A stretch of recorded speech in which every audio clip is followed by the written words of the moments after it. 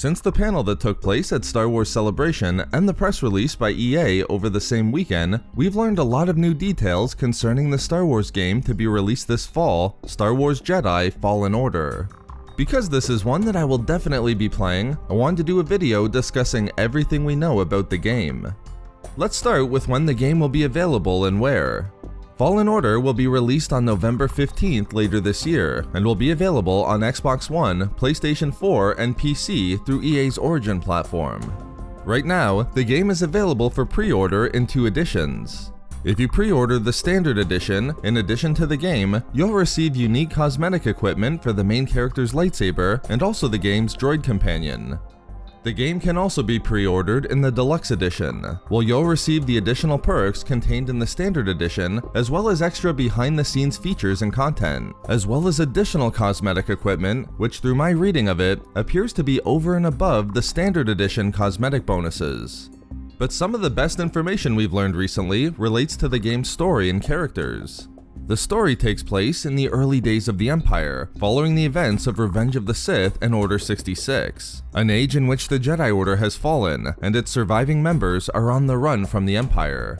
And those are exactly the circumstances we find the main character. Players will play as Cal Kestis, a Jedi Padawan who's now on the run from the Empire and hiding in plain sight. In a lot of ways, the story of Cal is one that closely resembles that of Kanan Jarrus, as seen in the Kanan comic and the novel A New Dawn. Whereas Kanan hid in plain sight after Order 66, eventually finding work with the mining corporation Moonglow Polychemical and befriending a human named Okadiah, Cal seems to have found work with the Scrapper Guild, befriending an Abinando named Prauf. And it's this friendship that serves as the catalyst to Fallen Order's story. From the trailer, an apparent failure in the operations of the Scrapper Guild causes Cal to use the Force to save Prauf, which exposes him to the Empire and puts a target on Cal. And hunting the Jedi Padawan will be a few characters fans of the Darth Vader comics will be familiar with. First, pursuing Cal will be one of the Empire's Inquisitors, the Second Sister, who is seen very briefly in the Vader comics within the headquarters of the Inquisitorius. Further, Cal will be hunted by the Empire's Purge Troopers, who also had a brief role in the Vader comics. Purge Troopers comprise the last generation of clones who were created upon Kamino, using the genetic template of Jango Fett.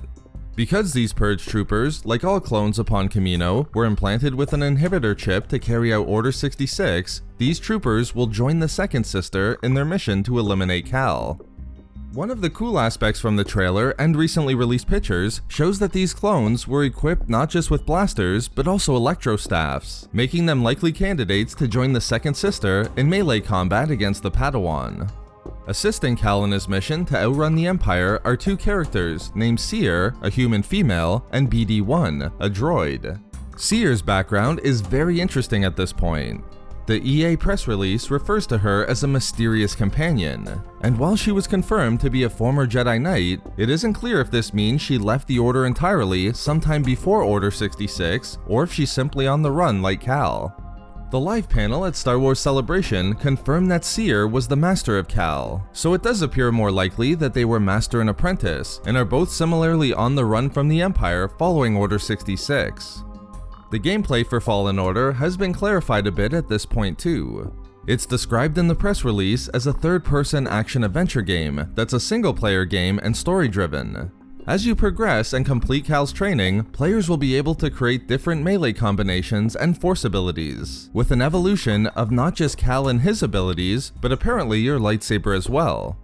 The major selling point of the game appears to be its melee and lightsaber combat systems. The game director at Respawn Entertainment, Stig Asmussen, stated that the game was crafted with intense yet thoughtful and fun melee combat using the lightsaber and force powers, allowing anyone to fulfill their Jedi fantasy.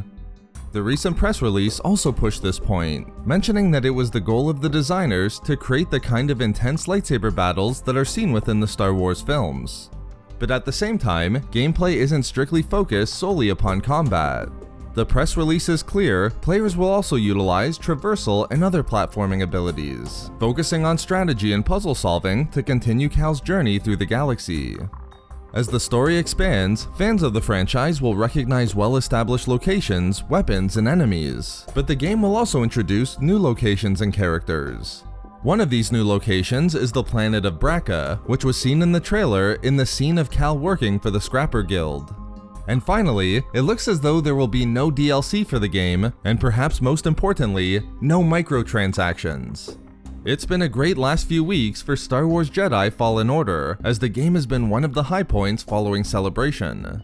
As I've mentioned, I'll be playing it, but let me know what your thoughts are on Jedi Fallen Order. What are you most looking forward to from what we know so far, and what are you hoping to see when the game is released later this year? Thank you for watching, everyone, and as always, may the Force be with you.